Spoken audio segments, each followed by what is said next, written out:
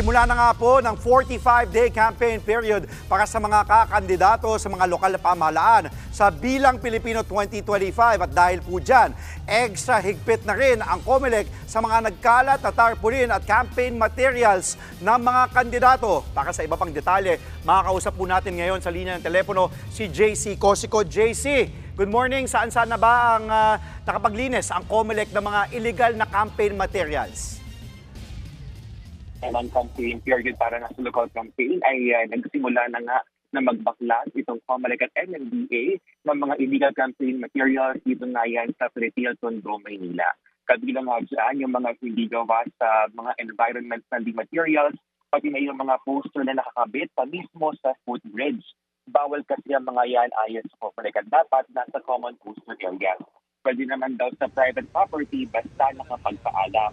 Direct sinimulan yung Oakland Baklas sa Quezon City at sa Kalayaan Avenue. Tinanggal nga yung mga poster dahil nga hindi pasok sa tamang sukat at wala rin po sa common poster area. Ayon sa COMELEC, oras na makatanggap na ng notice to remove campaign materials ay dapat ay gawin ito agad. Huwag daw itong baliwalain dahil pwede itong ma-over to disqualification. Yung mga magsagawa naman po ng mga rally o meeting avance ay siguraduhin na mayroong permit sa mga LGU at hindi makakaabala nga sa publiko. Iwasan din po yung mga pakain sa kampanya at kung mamahagi naman ng ayuda ay dapat ay may exemption at sa ipagpaalam sa poll body. Dapat rin daw sumunod ang mga kandidato sa spending limit na 5 pesos per voter kung independent at 3 pesos naman kung may partido. Ang mga violators pwedeng maharap sa election offense at sa may hapon ay merong press ng COMELEC kaugnay nga po ng mga update kaugnay ng election at aming kung aalamin kung ano ay kanilang assessment kaugnay ng unang araw ng local campaign period. Andre? Maraming salamat, JC Cosico.